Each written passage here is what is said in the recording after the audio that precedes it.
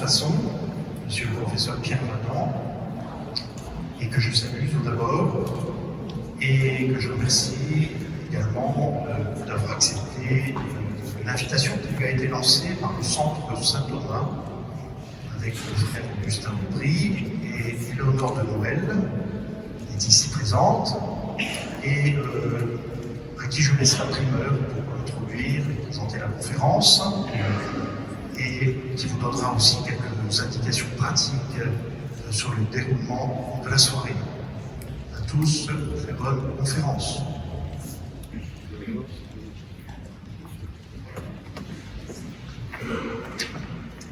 Merci mon père, et bienvenue à tous. Vraiment merci à chacun d'avoir répondu présent à l'invitation de la toute première conférence du Centre Saint-Thomas ce soir.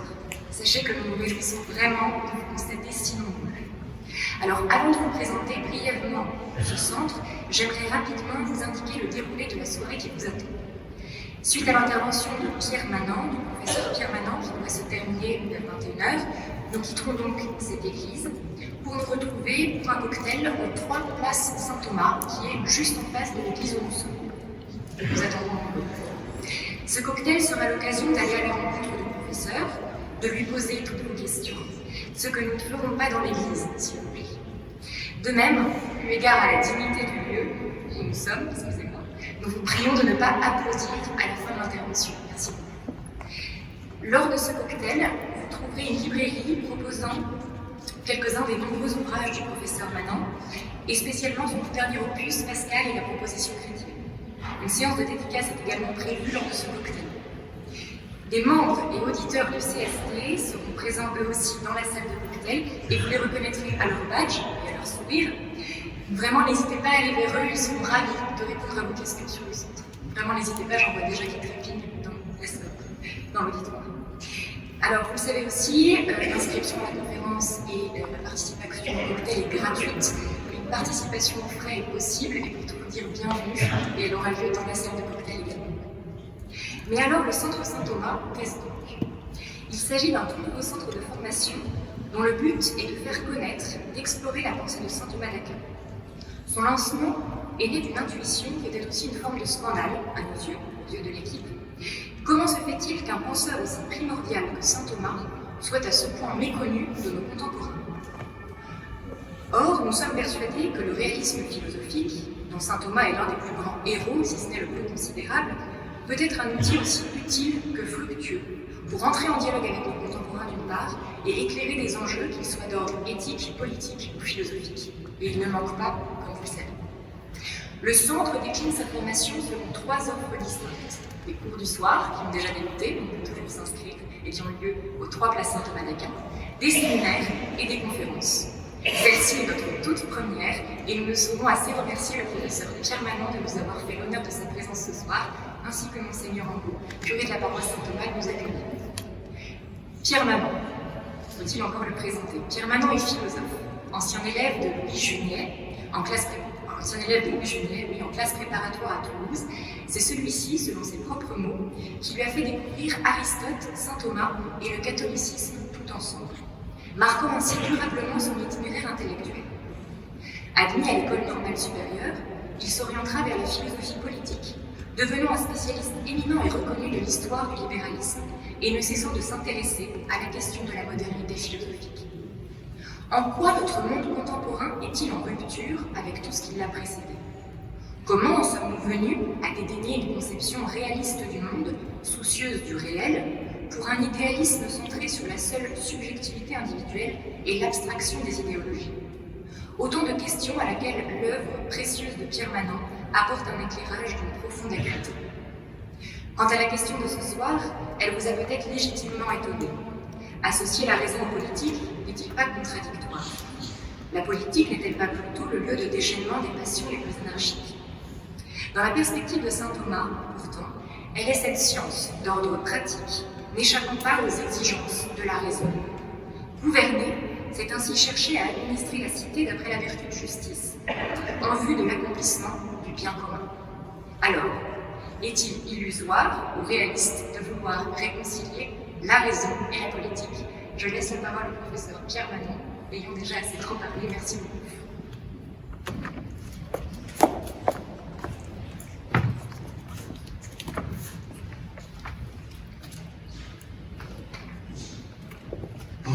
tous. Je remercie Monsieur le curé de nous accueillir dans cette belle église. Je remercie les organisateurs qui m'ont posé la question: l'ordre politique est-il rationnel? C'est à cette question que je vais avoir le plaisir et l'honneur de répondre devant vous. L'ordre politique est-il rationnel? En tout cas, nous voulons qu'il le soit. Nous prétendons qu'il l'est, du moins s'il reste fidèle à nos principes qui sont des principes rationnels. Tel est le sens de la référence constante aux Lumières dans le discours politique aujourd'hui. Il n'est pas certain que tous ceux qui associent les valeurs de la République aux Lumières se font une idée précise du contenu historique ou philosophique de cette référence, mais ils savent en tout cas que les Lumières marquent la rupture avec l'ordre ancien politique, avec l'Ancien Régime au sens le plus large du terme, et l'entrée dans notre monde, celui de la République, de la démocratie, celui de la politique fondée sur la raison. C'est bien dans ces termes que les Lumières elles-mêmes se sont conçues. Si l'on voulait définir d'une phrase l'esprit et le projet des Lumières, on pourrait dire qu'il s'agit de substituer le gouvernement de la raison à la tyrannie des préjugés. Qu'est-ce qu'un préjugé? La notion, dans ce contexte, a un sens très étendu. C'est tout ce qui a autorité sur mon esprit ou mon âme parce que je suis né en ce temps et en ce lieu, et non pas parce que je lui aurais donné une adhésion par un libre choix de ma raison. Par exemple, si je suis né en France en 1760, c'est un exemple, je suis né un peu plus tard. Si je suis né en France en 1760, il est probable que j'éprouve respect ou vénération pour le roi de France, que je me sens tenu en conscience de lui obéir, et que j'éprouve également respect ou vénération à l'égard de l'Église catholique qui m'a, dès l'enfance, donné les repères de ma vie morale. Si j'étais né en Suisse, dans le canton de Berne, à la même époque, je serais, avec la même évidence, républicain et protestant. Ainsi, la notion de préjugé connote à la fois quelque chose qui a été reçu sans pouvoir être choisi, qui a été reçu ou subi au lieu d'être voulu, et aussi, les deux notes sont inséparables, quelque chose qui me particularise, qui m'attache à un groupe humain particulier et qui tente à m'y enfermer. Ainsi, le préjugé, dans la perspective des Lumières, c'est l'étroitesse d'esprit et de cœur qui résulte d'une appartenance supérieure. On n'a pas de peine à définir par contraste ce que doit être un ordre politique fondé en raison. Au lieu d'être reçu ou subi comme le préjugé, il sera choisi ou voulu.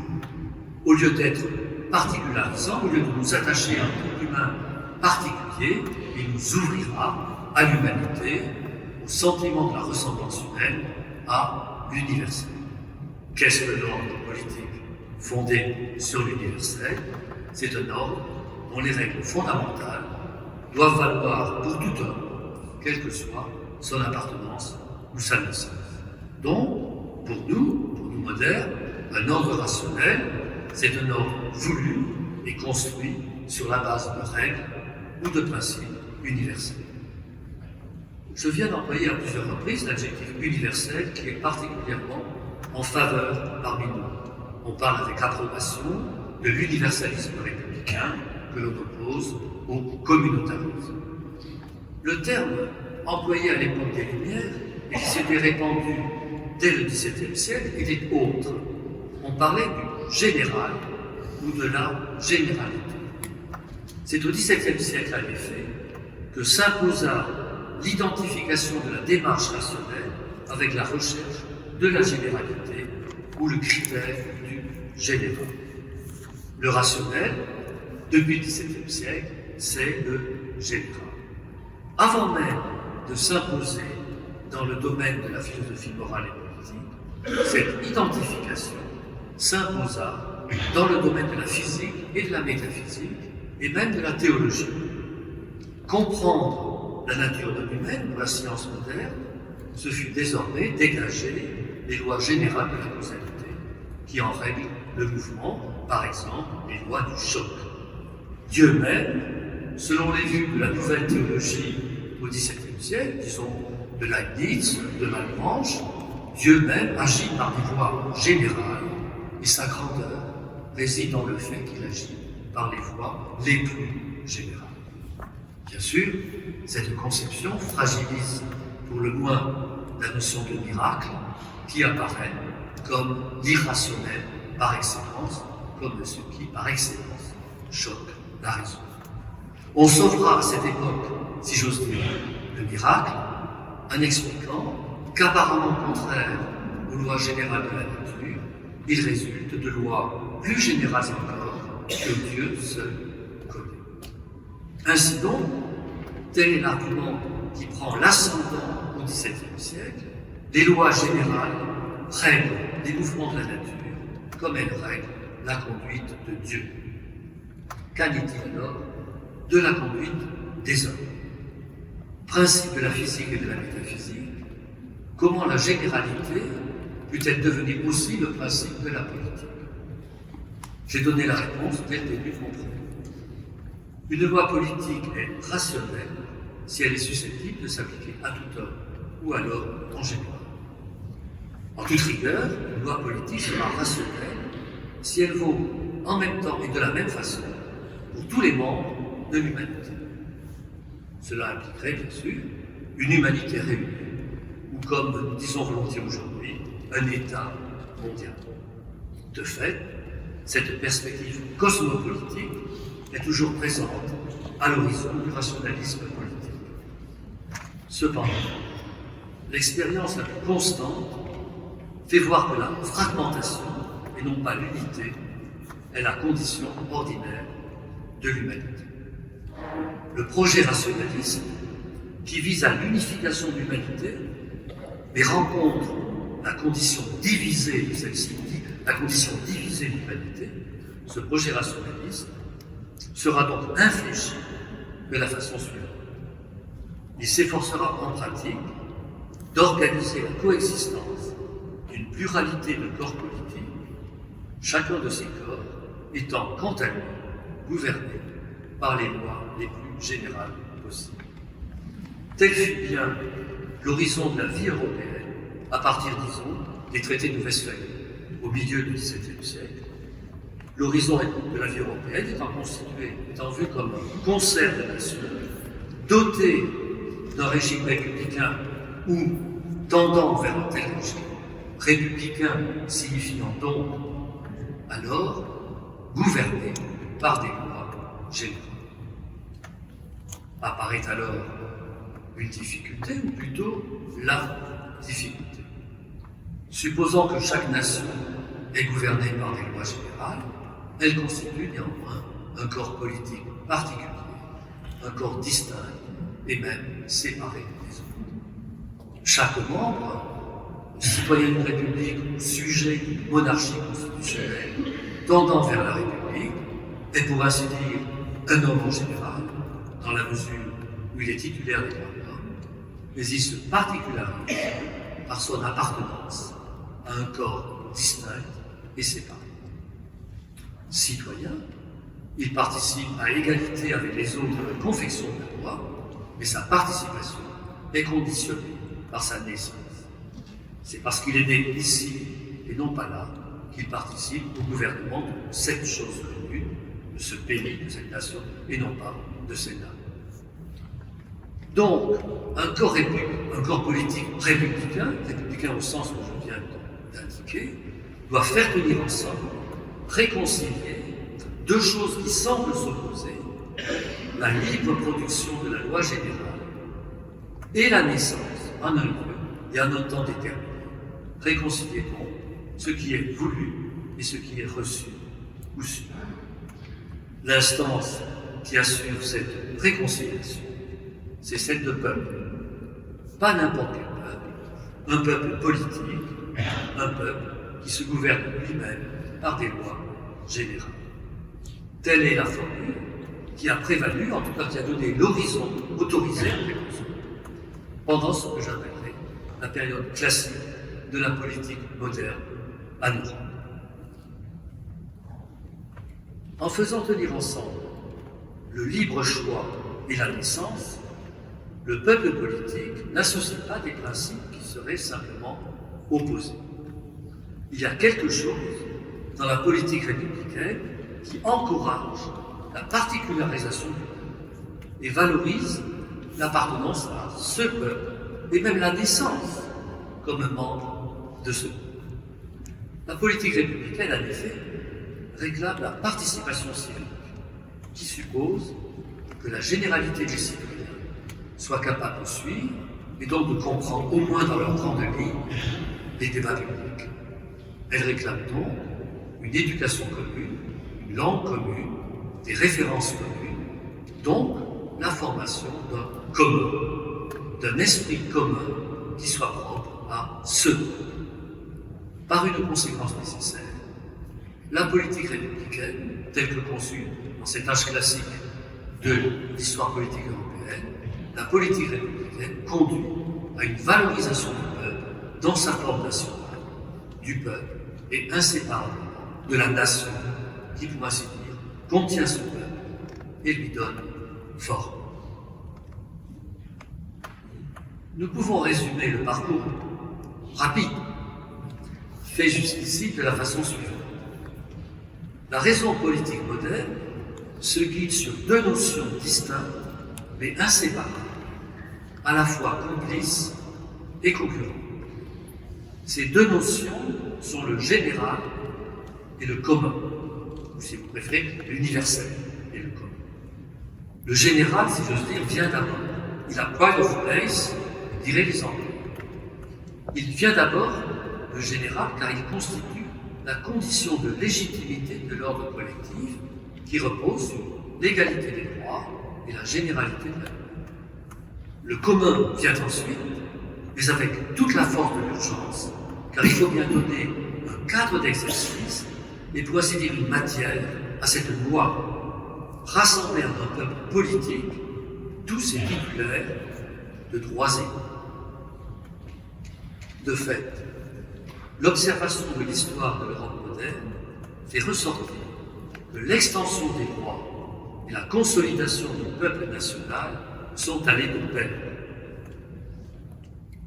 Or, aujourd'hui, ce métabolisme complexe, mêlant complicité et concurrence entre le général, l'universel et le commun, ce métabolisme complexe a perdu sa vertu, ou plutôt, nous en avons perdu le secret.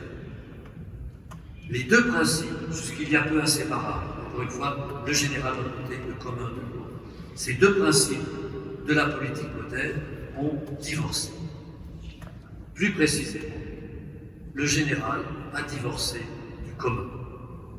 Le général prétend aujourd'hui ordonner seul notre vie, qu'on doit hésiter désormais à désigner comme notre vie commune, puisque le commun n'a plus de statut parmi nous. Les droits humains suffisent, dit l'opinion qui nous gouverne, nous n'avons plus besoin du commun. Et la notion même de peuple, dans laquelle tous les Européens avaient mis leur fierté, chacun bien sûr dans son peuple, et maintenant, pardonnez-moi, la notion même de peuple dans laquelle les Européens avaient mis leur fierté, cette notion est maintenant regardée avec méfiance ou même une franche hostilité. Le général ou l'universel est devenu l'ennemi du commun, où il considère le commun comme son ennemi.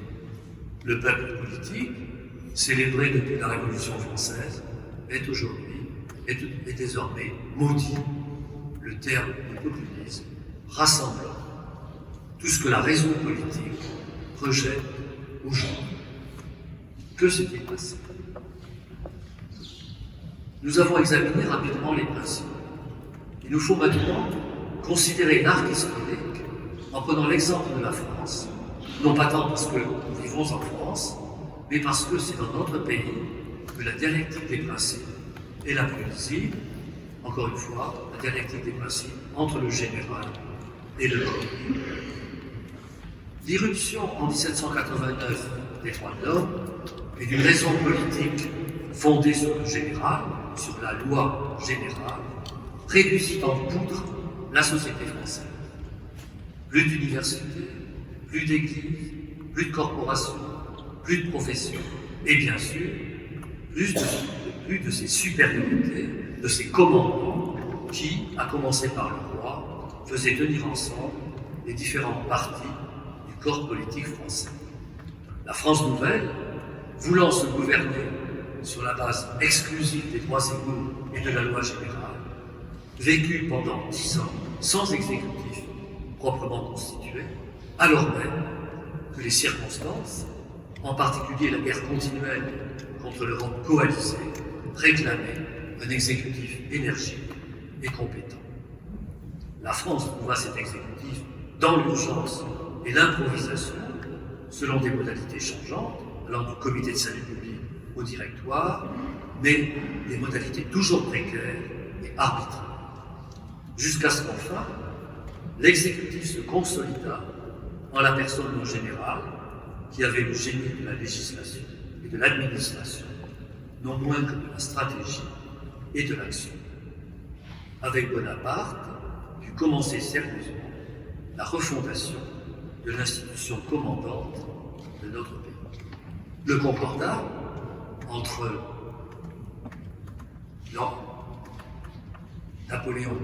Bonaparte et Rome, le concordat, aussi léonin qu'il fut, commença la réparation de la fracture béante que la politique religieuse de la Révolution avait produite avec la majorité catholique du pays. Plus généralement, la politique du premier consul et de l'empereur visa à la réunion des deux Frances, l'ancienne et la nouvelle, effort que continua la Restauration, dont le grand mérite fut d'organiser et en même temps de penser le premier gouvernement représentatif de notre pays. L'entreprise de construction d'un ordre politique nouveau, rationnel, fondé sur les droits de l'homme et la représentation politique, trouva enfin son accomplissement dans les années 1880 avec les grandes lois de la République. À quoi tendent ces remarques historiques élémentaires? À faire ressortir le point suivant qui est aujourd'hui malheureusement oublié. Le mélange heureux, l'amalgame à peu près réussi entre le général et le commun qui définit la République moderne a résulté d'un long processus reposant sur la continuité d'un peuple historique. Si 1789 voulut être le commencement d'une humanité nouvelle, fondée sur le seul principe des droits de l'homme, sa promesse ne put devenir réalité qu'en insérant ces droits universels dans le cadre hérité d'une très vieille nation, en faisant la condition de légitimité du gouvernement représentatif par lequel cette nation se gouvernerait désormais. Et cette nation, après comme avant la Révolution, dut s'insérer dans le concert européen et participer au jeu de rivalité et d'émulation avec les autres nations européennes, jeu qui définissait ce concert. L'accomplissement de la Troisième République ne consista pas seulement à instituer des droits nouveaux et des libertés nouvelles, des libertés publiques, mais à accepter d'être le régime successeur d'une longue suite de régimes d'une même nation, et en particulier le successeur de la monarchie, fondée sur des principes, pour ainsi dire, opposés. La République se pensa et se donna comme le régime nouveau de la France, France nouvelle certes, mais qui continuait une longue histoire de laquelle l'instruction publique était soucieuse d'instruire les Français. La République ne fut pas impartiale, certes, mais elle fut plus associante qu'aucun régime concurrent ne l'était, ne l'aurait été. Cet équilibre, toujours précaire, entre le principe des droits humains et le souci du commun dans le cadre d'un peuple politique fier de sa continuité historique, fut de plus en plus mis à mal par le double développement ultérieur dont je dois dire un mot maintenant. La France républicaine commandée par le gouvernement représentatif d'un peuple historique, fut de plus en plus déchirée par deux mouvements, qui l'un et l'autre étaient fort critiques à la fois des droits de l'homme et du gouvernement représentatif. Ces deux mouvements critiques des droits de l'homme et du gouvernement représentatif étaient le socialisme d'un côté, le nationalisme de l'autre. Socialisme et nationalisme opposent au gouvernement représentatif appuyé sur les droits de l'homme une autre manière de rassembler les hommes. Le socialisme, dans ses diverses formes, discerne dans le développement de l'industrie de la classe des travailleurs qui se rassemblent dans l'atelier et l'usine, une association nouvelle, capable de surmonter la dispersion individualiste propre à la société bourgeoise, sans revenir à l'inégalité ancienne, promettant ainsi une association dans l'égalité qui n'aurait plus besoin de l'artifice du gouvernement représentatif. Telle est la perspective qui est commune à tous les socialismes. Le nationalisme, de son côté, s'appuie évidemment sur le fait national, qui est exact, non pas sur la nation républicaine, joignant droits de l'homme et gouvernement représentatif, mais sur la nation historique, sur l'héritage d'un certain esprit national, qui serait éminemment représenté par ces institutions, paradoxalement non représentatives, cet esprit national étant plutôt ceux du nationalisme trahi par les institutions représentatives, par les assemblées élues dominées par les parleurs de parole, mais l'esprit national serait plutôt représenté par l'ancienne dynastie, par l'armée ou par l'Église, et aussi par sa population majoritaire, qui aurait à se défendre contre des minorités menaçant l'intégrité ou l'authenticité de son esprit, contre ce que Charles Maurras appelait en son temps les 4 États confédérés. Ainsi, dans les années 1890, période de l'affaire Dreyfus, des années 1890, période de l'affaire Dreyfus à 1945, le régime de la République moderne fut de plus en plus troublé, contesté et largement délégitimé par les efforts d'ailleurs le plus souvent concurrents, mais parfois combinés, du socialisme et du nationalisme. Mouvement qui, sous les formes paroxystiques du communisme et du nazisme, conduisit l'Europe au bord de l'autodestruction. En 1945, pardonnez-moi de parcourir l'histoire avec des poètes de 7 lieues, 7 siècles, en 1945, la position dominante et les ressources qui semblent sans limite des États-Unis et l'aide qu'ils peuvent ainsi apporter aux pays européens guéris des errements nationalistes et désireux de reconstruire des gouvernements représentatifs, vigoureux et durables, les États-Unis donc donnent à l'influence des États-Unis donne à la République représentative un regain de force et de légitimité, une force, ou en tout cas une légitimité qu'elle n'avait jamais eue. Libérée de l'occupation nazie et protégée de l'occupation soviétique qui étouffe les pays d'Europe centrale et orientale, les nations d'Europe de l'Ouest ont le sentiment de renouer les fils de leur histoire et parviennent à un équilibre politique et une prospérité économique qu'elles n'avaient jamais connue. Cette impression, éprouvée après la dernière guerre, d'avoir retrouvé le fil de leur histoire, n'était pas infondée, mais elle comportait aussi une part d'illusion qui apparaîtra lorsque la reconstruction aura été menée à bien. L'expérience des totalitarismes avait donné un prix et un éclat nouveau à l'idée des droits de l'homme et revêtu d'un sacré nouveau l'idée d'humanité. Les ravages des nationalismes exacerbés avaient pour ainsi dire coupé la racine de la légitimité de la forme nationale. Mais ce n'est qu'au bout de 2 ou 3 décennies, à partir des années 60-70, que l'on commença à constater que la scène ne montait plus qu'avec peine dans ces chaînes séculaires qu'étaient les nations européennes. De sorte que, en dépit des impressions puissantes et durables, nées de la libération et de la reconstruction, la continuité de d'histoire européenne qui reposait sur la continuité des histoires nationales, cette continuité apparaît bel et bien rompue. Le principe du commun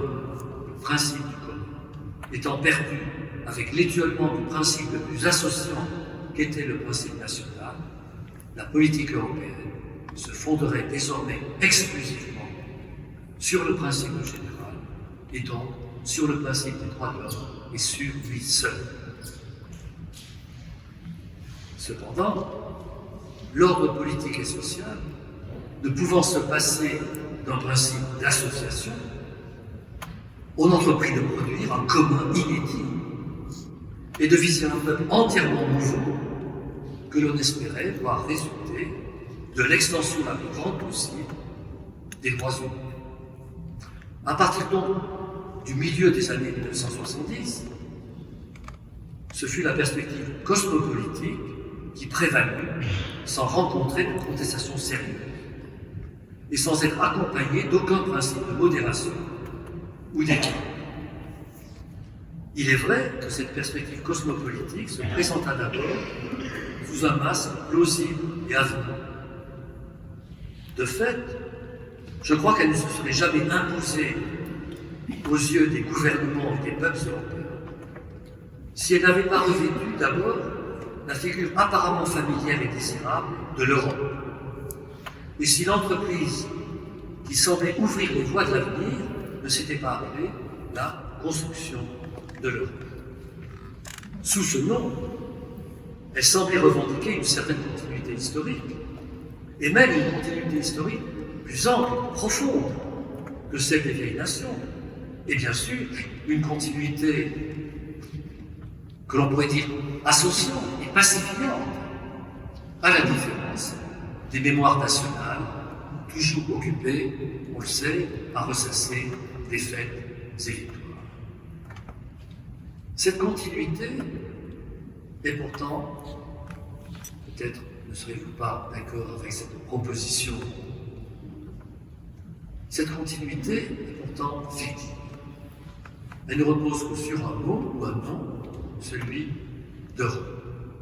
En se donnant comme unique principe de légitimité et unique règle de l'action des droits humains et leur extension indéfinie, et donc en délégitimant radicalement les nations, qui sont les seuls communs effectivement porteurs de la continuité de l'histoire européenne, l'Europe, dans la définition idéologique qu'elle se donne désormais, loin d'être la continuation de l'histoire commune des nations européennes, n'est que l'ébauche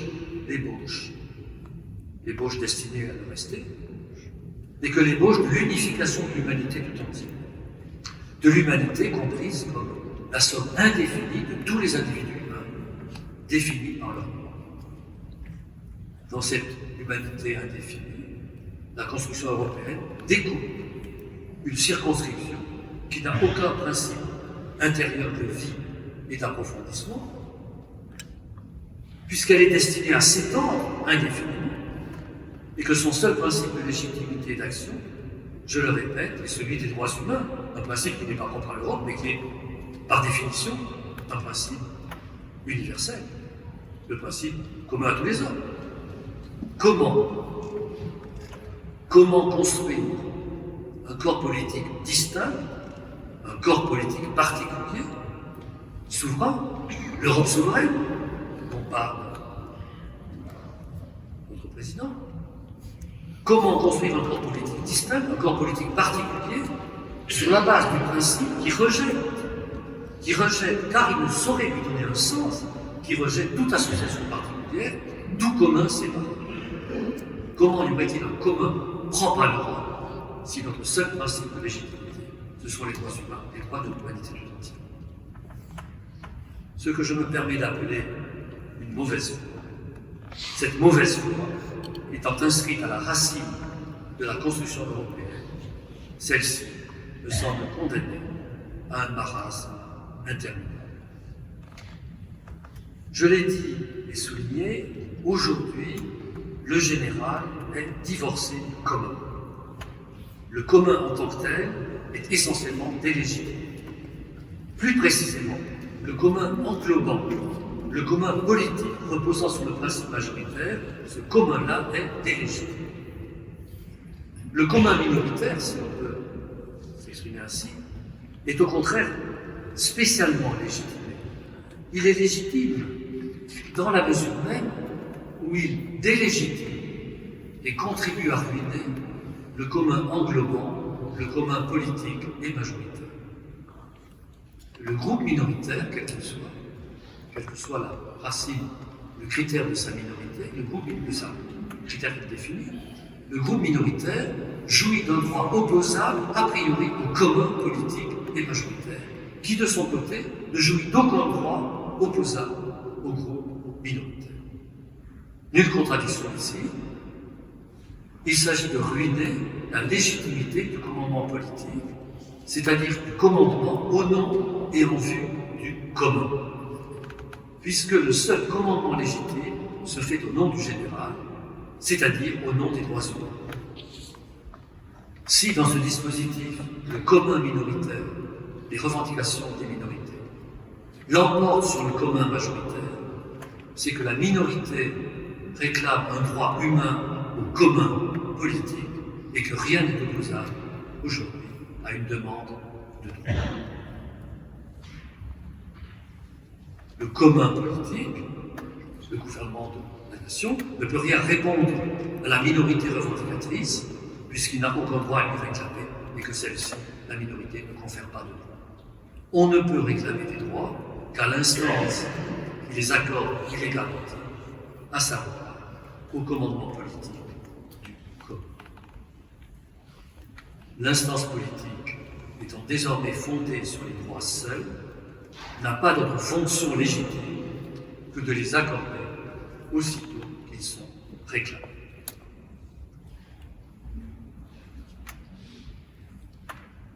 Pourrait-elle les refuser?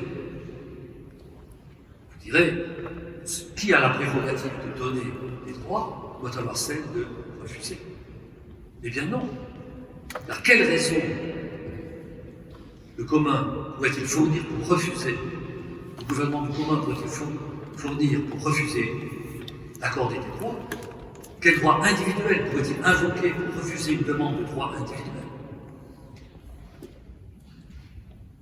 C'est pour cela que les gouvernements régis par la légitimité exclusive du général ou des droits humains ont accepté à une vitesse croissante des demandes toujours plus fréquentes et toujours plus minoritaires de droits nouveaux. Ils ont vite compris que, quel que fût leur sentiment, ils n'avaient aucune raison publiquement valide à opposer à ces demandes. Encore une fois, ce phénomène est lié à la définition, n'est pas simplement lié à ce qu'on pourrait appeler la faiblesse des gouvernants, ou lié à la constitution même de la légitimité du régime sous lequel nous vivons, à savoir que la fonction du gouvernement est de garantir les droits et donc d'accorder les droits et de les garantir. Et donc, telle étant sa fonction, d'une certaine façon, il lui est constitutionnellement impossible de refuser des droits, parce qu'il n'a pas de raison, il ne peut fournir de raison. Refuser. Le lien qui définit la République, à savoir le lien entre l'égalité des droits civils et politiques d'un côté et les raisons communes, les raisons qui se rapportent à l'ensemble que forment les sociétaires, les citoyens, ce lien est perdu. Le commun ne porte plus de raison politiquement valide. Le commun peut être l'objet d'un attachement sentimental. On peut aimer son pays, son équipe de foot, sa ville, sa région. On peut même aimer son pays aussi longtemps que cet affect n'a pas de traduction politique, aussi longtemps que cet affect ne motive pas ou ne porte pas une démarche ou une proposition politique. Dès l'instant où l'affect national, ou en général la référence nationale, risquerait de motiver une démarche politique, il ou elle, l'affect, la référence nationale, il ou elle est renvoyé au registre de la passion politique, de la passion dangereuse, de la passion essentiellement rebelle, à la raison, ennemie de toute conduite rationnelle. La politique qui part du commun, et donc nécessairement du peuple comme peuple politique, est immédiatement soupçonnée de populisme et rejetée hors du cercle de la raison. Selon cette vue, le populisme n'est pas seulement immoral, parce qu'il laisse nécessairement les droits humains de ceux qui ne font pas partie du peuple. Il est de plus irrationnel, parce qu'il prétend puiser ses raisons là où on ne saurait trouver de raison, dans un commun qui, en se séparant du reste de l'humanité, se sépare du général et donc de la raison, puisqu'il n'y a de raison que du général. D'où le changement de sens du terme république parmi nous. République parmi nous ne signifie plus cette chose commune qui jouit d'une légitimité éminente et qui est porteuse de raisons communes, particulièrement dignes d'attention et de respect. Notre République n'est plus la troisième, ni la quatrième, ni même la cinquième. C'est une République dérépublicanisée qui se confond avec ce que nous appelons les valeurs de la République, c'est-à-dire avec les droits humains. On comprend aisément qu'il y ait des tensions et donc un difficile équilibre à trouver entre ce que l'on pourrait appeler d'un côté les droits du commun et de l'autre les droits des sociétaires considérés comme le sujet des droits humains en général. Et c'est la tâche et la vertu de la République, en vérité, la tâche et la vertu même de la politique, que de trouver et préserver cet équilibre entre les droits du commun et les droits des sociétaires considérés comme sujets de droit. Chacun admettra qu'au nom du commun, et même au nom de la République, on peut léser les droits humains, et qu'ils ont en effet été lésés, parfois gravement, dans l'histoire de notre vie politique. Mais pourquoi aujourd'hui exclure les raisons communes du cercle de la raison? Pourquoi en contester a priori le caractère rationnel? Pourquoi en particulier contester que cette raison commune, c'est-à-dire une proposition se rapportant à un corps politique particulier, dans ce qui le constitue comme chose commune, pourquoi contester que cette raison commune puisse être une raison suffisante d'agir? Or, c'est bien ce que nous observons. Le rationnel pour nous, je l'ai répété, se confond avec le général. Une mesure politique sera rationnelle si elle vaut pour l'homme en général, mais il y a bien sûr des degrés de rationalité parce qu'il y a des degrés de généralité. Alors, une mesure sera rationnelle en France si elle touche également tous les citoyens français. Cela, c'est le principe de la République depuis sa fondation. Mais voici l'inflexion décisive qui est intervenue. S'il y a une loi ou une règle plus générale que celle-ci, elle sera, par le fait même, plus rationnelle et d'une validité supérieure. Par exemple, et spécialement, une règle, une directive européenne sera supposée a priori plus rationnelle qu'une règle ou une loi française et prévaudra sur la loi française. Et bien sûr, une règle internationale sera supposée plus rationnelle et plus valide qu'une règle simplement européenne. La règle européenne ne prévaut pas parce que l'Union européenne serait un commun plus vaste et plus puissant, un commun englobant. L'Union européenne n'est rien de tel, puisqu'elle n'est pas une union fédérale, comme le sont les États-Unis d'Amérique, mais parce qu'elle est tout simplement plus nombreuse et donc plus générale à nos yeux. La règle internationale, c'est encore plus évident, ne prévaut pas parce qu'elle se référerait à un commun plus vaste et plus puissant. L'humanité ne forme pas une communauté, elle n'en a jamais formé, elle n'en formera jamais. Rousseau soulignait déjà qu'il n'y a pas de société générale du genre humain. Mais l'humanité, la loi qui se réfère à l'ensemble de l'humanité, paraît plus valide, plus rationnelle, plus générale, parce que l'humanité, comme sommes tous les hommes, représente évidemment la plus grande généralité possible. On voit par quelle logique l'avantage de ce qui est plus rationnel revient à la règle qui est plus générale et spécialement à celle qui est la plus générale. Mais pourquoi alors, par ailleurs, accorder une légitimité de principe au droit du sujet individuel? Au droit du sujet individuel qui semble bien être l'être le moins général qu'on puisse imaginer. Quoi de moins général que l'unité?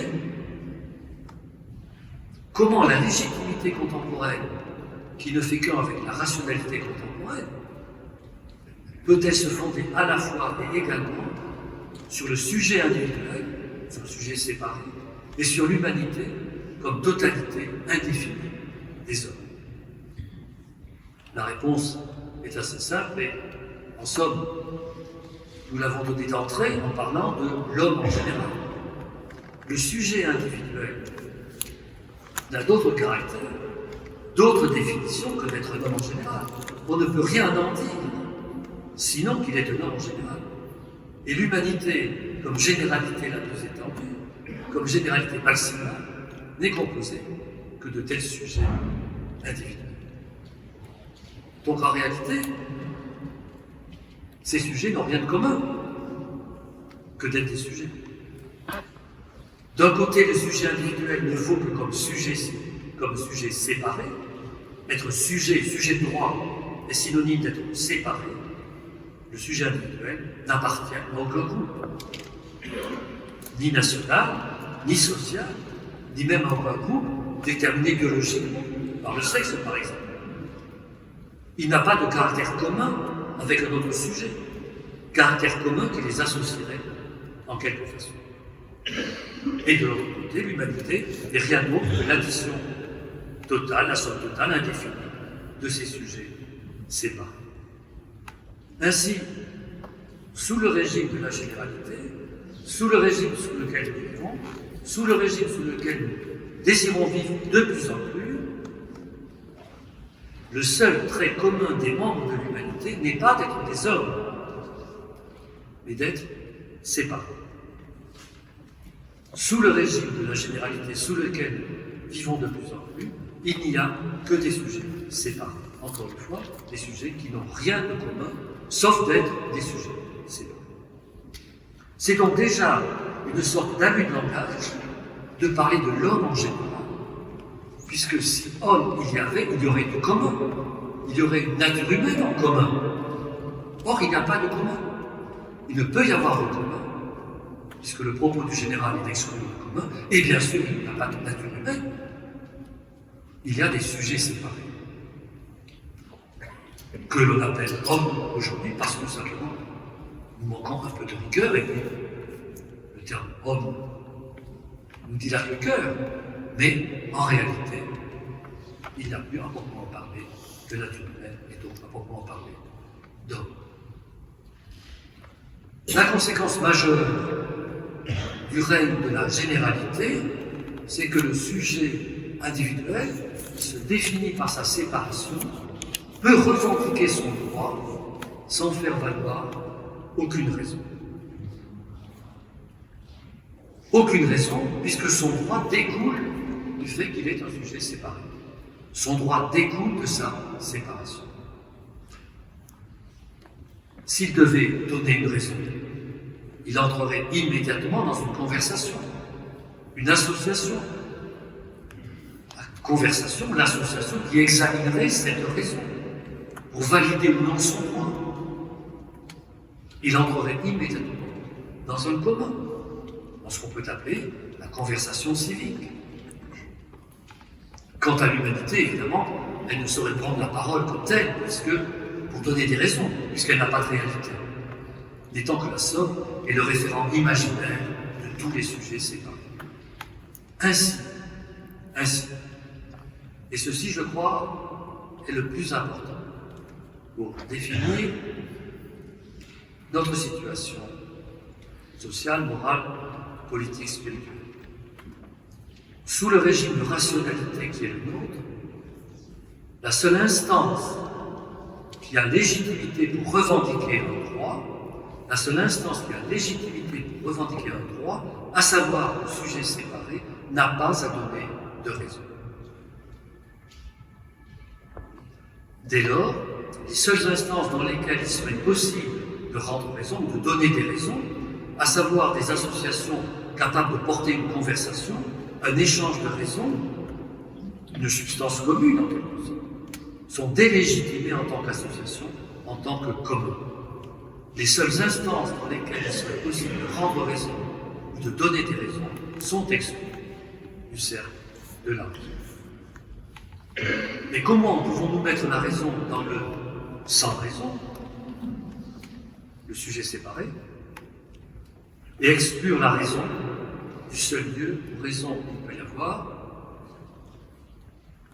une association, une communauté d'échange des raisons, une mise en commun des raisons. Sommes-nous tombés sur la tête? Avons-nous perdu la raison? Ni l'un ni l'autre. Nous nous sommes simplement laissés envahir et subjuguer par une idée mutilée de la raison. Au lieu de considérer simplement,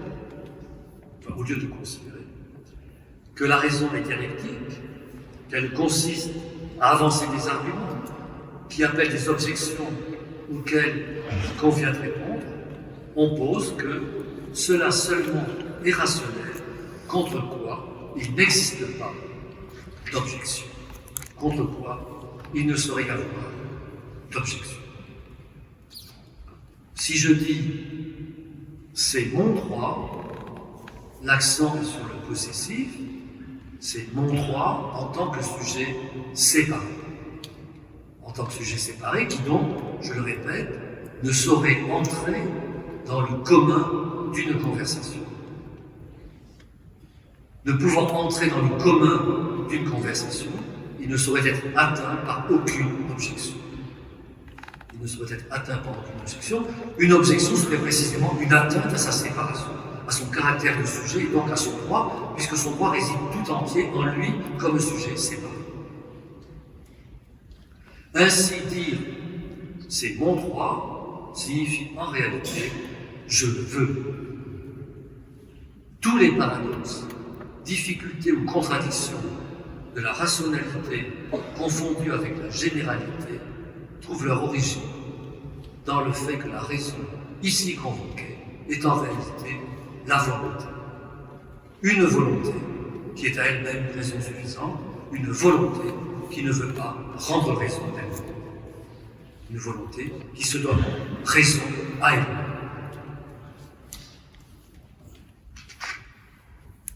Il est temps de conclure. Le monde que l'opinion qui nous gouverne juge le seul rationnel et humain est un monde où chacun a le droit absolu, comme sujet séparé et égal aux autres sujets séparés, le droit absolu de dire « je veux » et de voir sa demande exaucée. Puisqu'en l'absence de tout commun, sa demande ne concerne que lui. Un monde de monades, où chaque monade a le droit absolu de voir son désir satisfait ou son rêve réalisé. On pourrait dire, en termes moins philosophiques, un monde où chacun a le droit d'être un enfant infiniment capricieux. En tout cas, et c'est sur cette considération que je conclurai, notre monde est un monde qui est progressivement, mais inexorablement, gagné par la paralysie. Pourquoi gagné par la paralysie? C'est une observation familière aux historiens que les périodes favorables à l'action et à la création sont les périodes où s'accroît l'action réciproque des sociétaires les uns sur les autres. L'action réciproque. C'est un terme, une expression qui était chère à Tocqueville. L'action réciproque est donc l'échange des raisons. L'action réciproque est donc l'ascendant de celui ou de ceux qui ont les raisons les plus fortes, les paroles les plus claires, ou les plus vigoureuses, ou les plus belles.